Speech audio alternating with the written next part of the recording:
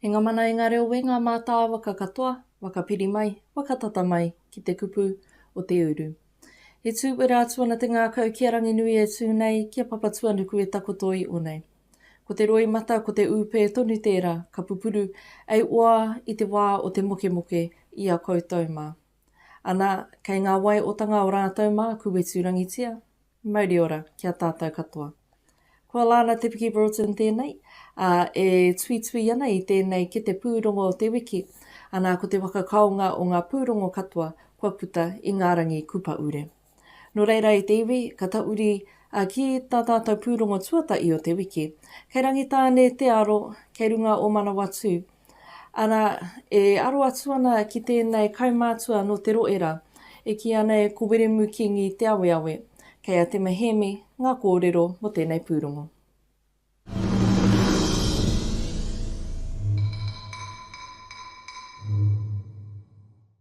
Te marae hene take tōna i huri tunu atu. Ki te āhua tūranga, ka hoki mai. Ki te apati o Manu Arataki, ko tararua i tūnei. Ko Manu Arataki nei ko te ahi kāro. Ko Rangitāne iwi, Rangitāne rohe. Nā te hene iau te rangatapae taku hapu, Wiremu Kīngi Te Aweawe taku ingoa. Kia ora koutou. Ko Wiremu Kīngi Te Aweawe, he rangatira no roto ana mai o Rangitāne iwi. He uri hoki ia i te rangatira nui o Rangitāne, a pēti Te Aweawe. For our future generations of Rangitāne, be proud, but a good proud. Not arrogant, big difference. Are proud in what they are and appreciate what they have, but don't forget the past. But come up to today. Be as sharp as you can. And I think ngākau here, well, all the iwis around the country are thinking a lot sharper. They're blocking together. But for Rangitāne, we need to work together. We didn't get a great settlement for Manu Arataki. But what we got, we will work and make things happening betterment for our people, especially in housing and social housing and things like that. The simple things of life, we need to get right as a people. He kaimahi te ngāhere a Te Aweawe i timata i te wā e rangatahi ana, i reira ia tai atu ki tōna pakeketanga. My grandfather sent me to forestry school, 3 years up Kāingaroa, which was a culture shock, you know, going to Te Kupu in Texas and hell, they run around swans eyes and gummits all the time. But it was great up there, but it gave me a foundation. So I did my first year at Santos Forest and then up at Lismore Forest, so in Whanganui. And that's where I met my beloved wife. They got good woman over there, beautiful woman. Hey, and brought it back to Rangitāne here. He kai patu taramu, he kai whakatangitangi hoki ia. He mema ia o te pēne Māori ara te rōpū kantiki i ngā tau ono te kau i te rārau tau. My grandfather was a well-known jazz musician in the 1920s, you know, Billy Larkin's lead orchestra way back then, you know. And, you know, they had flash names like Duke Ellington, so the Maoris had to get flash on those names. But that's the big jazz bands, and where you come from, Rātana, was a big place. My uncle Charlie Larkins, you know, is my kuro's brother. And so we were brought up on Louis Armstrong, we were brought up on Lionel Hampton, all the great jazz greats, Duke Ellington and all those guys. And I can see why our people back then, you know, loved what was happening in, because they were right into it. Kua roa a Te Aweawe e noho ana ki runga i te kaunihera ārohe o Horizons, ko tāna e whakapanu ana ia me kaha whakapaipai i o mātou awa me te whairongo wā mo ngā take nui, me te mahi ngātahi ki ngā kaunihera me te kāwanatanga, kia pai ai te tuku atu ki ngā uri o te āpōpō, mō tātou tamariki mokopuna te take. Relationship comes partnership. We have a very good relation with the mayor. You can see he got a Māori person, Debbie Marshall-Lobb, first time up, deputy mayor. So, and not only the council, we have a good relationship, very pro-Māori. Hasn't always been like that, but it's good we can start moving together as one. They got nothing to be scared of. They want exactly what things are good for Māori are good for them. Ko ngā kupu whakamutu ngā Te Aweawe, ko taraia ngā kupu o tōna tupuna ki tōna rai, kua kaupapa au te aroha, mā koutou e whakaoti. And he was telling our people we need to walk together with not only other iwi, but with non-Māori as well. And they could see things happening back then. There was 2 of them, Hawani Mehana Tarangioti, who was the first convert to this area for Christianity. And he brought the gospel and the peace to Ngāti Raukawa, Rangitāne, Mōpoko, Kōwhata. and somewhat in Ngāti Toa as well. So they played a big part in putting our whole foundation here. He reo tui te paipira tapu, ko te whakapono, te tūmanaka me te aroha I me nui ko Tarangi Māori e. If we follow those things, faith, hope and love, but the greatest of these is love that goes beyond all understanding. And we need to get on with each and every iwi around. Get on and let's walk together as one in the good Lord. Te mehemi te reo o Te Uru.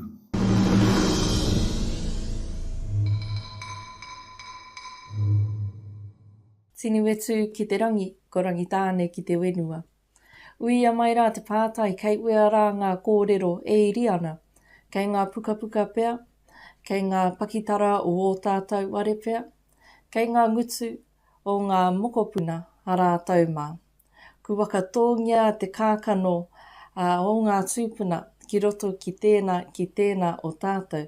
Nā e rongo ana te rite o ngā moemoea o tēnei uri, o te kaumātua nei, ki e rā pea o ngā tūpuna, o tōna tūpuna, ara kia noo tai, kia mai tai, te iwi Māori, ki te iwi Māori anō, ara te iwi Māori ki o nei iwi maa. Engari, kia whānui ake e rā momo ononga ki ngā kauni era, ki ngā kāwanatanga, me te aro ki te rākau a te Pākehā.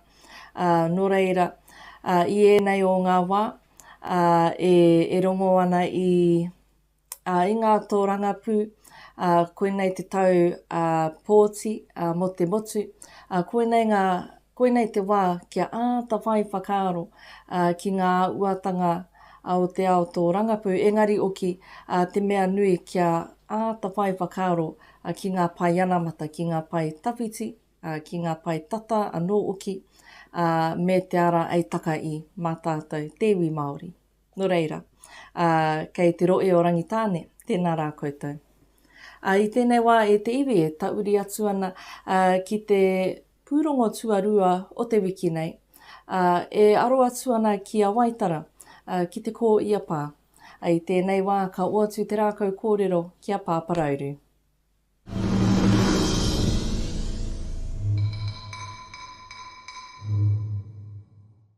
Ko te riri me te raukura tēnei. He whakamaāratanga ake ana ki te tau ko tai mano, warurau ono te kau. Te wā I paku ai ko te pū tuatai, ki runga ki te Kohia, ki roto o Waitara. Tērā ia te pātai. E arawa te tikanga o tēnei kaupapa, te riri me te raukura. Te kaumawhetu o Pautu Tarangi, e pāna ki te tau ko tai mano warurau ono te kau. I tīmata ta pūriri I runga I tēnei whenua. Te take, nā te rangitāke, ko e te āreki mutunga o tēnei rohe o te kāhui ao, kāhui tū, kāhui rere, ko e. Ko e I tohungia te tiriti o Waitanga, ne? Me tōna matua, tāne me tōna matua wāhine. E oi, I mohi o ke ia, ki te haramai te atu tangata ke a riro, te whenua. Kore te take I whakatū te pā. Nā te aua I tonu I tuku atu I te kura aroa kia rātau o te ao wairua. Ko ia tēne ko pū maara te oki nei kia kui mā koromā I te poho. Ko te nui ngō rātau, kia haramai kia whakahonere, kia whakamaumahara I ngā toa tipuna I ngā wāmua. Pirangi ia me ona iwi kia te aki tonu I tēnei whenua, kia te aki tonu I ngā tangata, kia te aki tonu I ngā tamariki, ngā mea katoa, ngā nāhere, te taiao, ngā mea katoa. Ko te pātai I tēnei wā, ka pē ea tia tēnei wenua taurikura e takoto mai nei. Kia kiti ai e I papakainga ki tēnei whenua, whare hau ora hoki, e pāna ki te reri me te raukura. E pāna ki intergenerational trauma. Kia whakapai i te āhua mai, i taua wā, taina ki tēnei wā ki mua. E kui mā e koro mai te pō.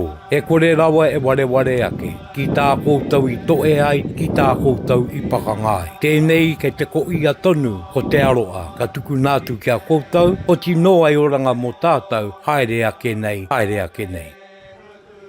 Alana Broughton, te reo Te Uru.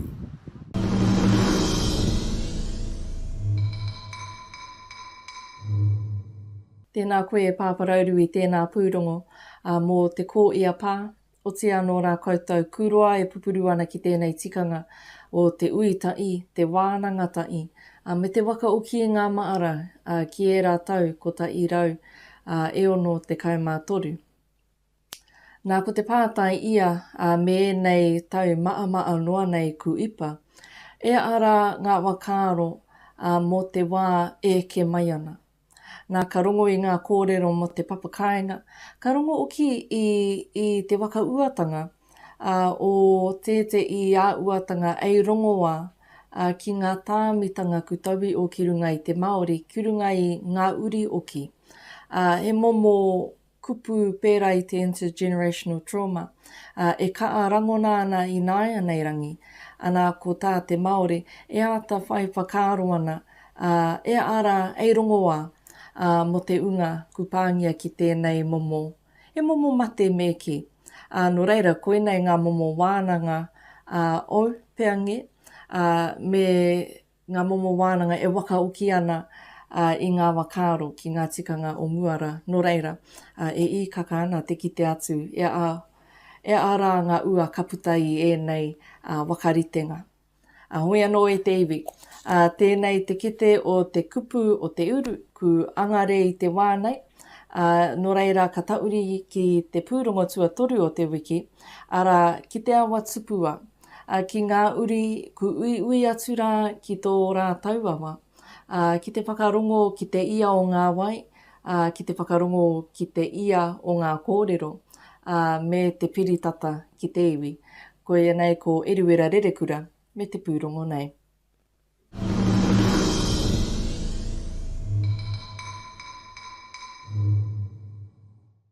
E i koe roa te are ake nei, 50 kiromita te roa.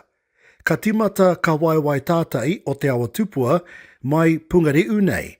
Ka oti ki Paraweka marae ki Pipiriki. E take tō tēnā tangata i uru atu ai rātou ki tēnei kaupapa. Tuatahi ake ko taku wānau, ko mātou tēnei e para nei te huarahi, o tō tātou awa tupua, koe rā te take tuarua, o tuatahi, ara kārua ko te hauora, ko te wakapiki ora, ko te wānau ora. Just to encourage our young ones to do it as well. And yeah, do it for my wānau and for myself as well. E ai ki ngā uri o te awa tupua, ka rongo rātou i te wairua, i te taiao i a rātou e i koe ana. He ia koe i te tuakana, ia koe e i koe ana, ka rongo koe i te ara. I te wairua.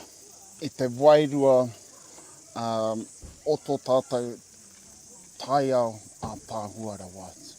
Koe rā te tino wairua. Anō nei ko te honotai ki tōku nei whanaunga, i te runga i te kaupapa nei, me te tutuki i tētahi kaupapa āiwi, mai te kāhui maunga ki Tangaroa. Kare kore ka kite koe i ngā uri, mai te kāhui maunga ki Tangaroa, e parana i te huarahi i tēnei rā. Ka rongo au i taku awa, ka rongo au i taku taiao, i ngā ngārara, i ngā manu, i te ngāhere. Engari ko te mauri o te awa nāna no au i wakakaha ki te hikoi mai ki konei. I started at Maukuku, sorry. And we walked all the way to Asene, and it was actually quite good. Mo Ash Pātea, ai tāna, nā manahi aia i aki kia i koe tairāua i runga i tēnei ārenga. Well, the honest truth is, I saw Manahi at the petrol station, and he told me he was going to do the whole lot, and I was like, I'll come and support you. Mai pungareu ki pipiriki kua tae mai ngā kaiaka nei ki te rārangi wakamutunga mō tēnei kaupapa nui mō tō tātane awa kāwai wai tātai o te awa tupua.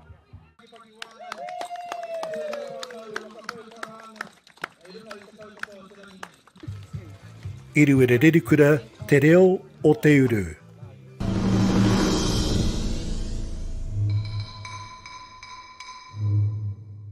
Kia ora rā e rui tēnā pūrongo mō kāwai wai tātai o te awa tupua. Tērā te tinana pea ka ngee tērā te tinana pea ka oa. Ara e rongo ana i ngā tāngata i uia mā te ia o te awa tupua ke e kawe i e rā wā o te taimaatanga. Nō reira, koina te i āhuatanga e rangona ana i tēnei kaupapa me tōna ngako kia waka ui te tangata kia aro oki ki te auora. Ko te auora o te tinana, engari rā ko ngā taa e wā o te ware, ko te tinana, ko te wairua, ko te inengaro, ko te wānau. E mea ana, koinei i o aua kaupapa, e ka ana ki te whakapakari i e rā taa e wā o te ware. Te nui uki o ngā kaupapa e pēnei ana i te ao Māori, ko te kapa aka tērā, ko ngā waka taitai manu kōrero nei e rangata i te tangata. E nui oki ngā momo kaupapa pēnei, engari ko te painga o kāwai wai tātai o te awa tupua, ko te waka ui i ōna anō uri. Ko ira i āhuatanga e kaarangona ana, e pai ana ki te tangata, ko te uki atu ki ōna paiaka. Nō reira, kei ngā waiwai pakari i taka i ngā rori uri rauna te awa, tēnei te mi ki a koutou, upoko pakaruma. Hoi anō i te iwi, kutai ki te wā ki te pūrongo tua wā o te pōnei, o te wānei, ara e aro atu ana ki te kauni era o ngā motu, ki ngā nekeanga o rotora, i te pai o runga, ko wai e noo ana i e rā tūranga tike rawa. Nō reira, i tēnei wā, ka ua atu te rākau kōrero kia pāparauru.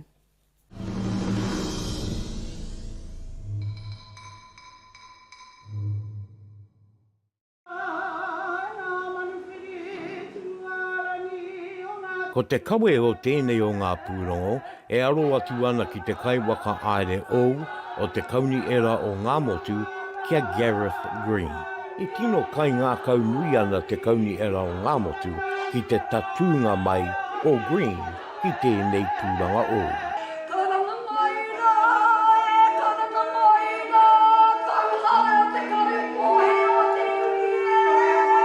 Yeah, look, we're really delighted to welcome Gareth and his family. We went through a process and he came out as an outstanding candidate, and we've seen the amazing work that he's done in Taupo, a place that many of people from New Plymouth love. And so, look, we're thrilled to have him come in as part of our team and looking forward to his family settling in and going to work for our people. Kua waimari e mātou. Kua rongo koe i ngā kōrero o te koromatua o Taupo Kaunihera, David. Kua tuatahi nei e te kaunihera a Taupo i te ao o te mahingatahi ki ngā iwi. Te taurua mano maiwa, ko te tuatahi tērā o ngā Joint Management Agreements ki tūwharetoa, ko te kaunihera arohe, ko te poira. Tau mai ki ngā mahi o te awa o Waikato, te mahingatahi o te Waikato River Authority, tāpiri ko te kaunihera arohe o Taupo ki ngā mahi kāwanatanga, anō rā, ko te poira. Te mea nui ko tai mai a tungariro, ko tai mai a tauhara. E nui ngā pukenga a Green, hei wāngai ake rā i te hāpuri nui tonu. E nui anō oki a na oeako. Tai ua kākite i te uanga mai o nei tāua. I worked for New Plymouth District Council 21 years ago, and I left 18 years ago to go back to Taupo. So New Plymouth and Taranaki has a special part in my heart. when I left, I didn't have a family. I went to Taupo, met my lovely wife, had a whānau, and so now it feels really cool to come back to the place which I enjoyed for those years when I was here, and come and show my family what a cool place this is. So that was one of the big drivers, was Taranaki and New Plymouth is such a neat place from a lifestyle perspective, and so to be able to share that with my whānau was something that I was really excited about. Tērā te io o te tangata kei te hara mai. He aha kua tika tana tū, he ngākau maha ki tāna me te whakaaro me matua kōrero a kānohi nei ki te tangata, aha kua pai, aha kua kino, aha kua he, aha kua papai tarawa. No reira, tērā te aumihi o te haukainga, te hara mai ki a whariki hea, ona painga, ona hara, me te mōhio, ai, he hononga kē tāna ki a kūtau, engari, ko ia kua tipu ki roto i a mātau, i roto i te ao, te tohu, o te mahi i te ture, o te kimi i nā rawa, hei painga mateiwi. I'm so incredibly humbled today. I had my whānau from Tūwharetoa and Ngāti Tūrangi Tukua come to hand me over today, and that's a really humbling feeling. Alongside my previous mayor, deputy mayor and councillors, and a number of my staff who are also my friends, so they came to hand me over here. So incredibly humbled about that they made that effort, and also the welcome that we received here from Ngāmutu Council and the whānau here in Taranaki was just amazing. You could feel the culture and you could feel the aroha the moment you walked into the room, so that was amazing to be a part of. Kua tōia mai e Green e te i mō i o tanga, mai raro i te taumaruroa o tonga riro maunga, kua wakataungia mai aua mō i o tanga, ki roto i a Taranaki maunga, hei painga mo te kaungi e ratonu. Kua rongoa i a mātau e kōrero no ma te haerenga o matua te tapu. Kua tai mai ki te hauauru, ki te tōnga o te rā, engari ko te wai aroha te rā no rauhoto, no roto anō i a mātau, ko te awa tupua tērā e rere ki tai. I reira te ia o nā kōrero. Ko ki whakamuri anō tō whakaaro ki a anga whakamua. Ko ia tērā kei te mōhiotia, aha koa ka Pākehā tāna kōrero, aha koa ka tauiwi tāna āhua, I reira tonu te ngākau. Fundamentally, I want the council that I lead to be the best council in the country. That's always my goal. And I want to drive for excellence. If the council is working really well with the community, with our partners, then the community generally is in good shape and good health. And this is going to be the home for my family, so I want this place to flourish for them as well. Nō rere e te kai waka aere ou o te kauni era o ngā motu. Nau mai, oki mai, ki te roe o Taranaki. Me te mārama, ko te kauni era me te āpori nui tonu tō aronga I te ao, I te pō. Alana Broughton, te reo te uru.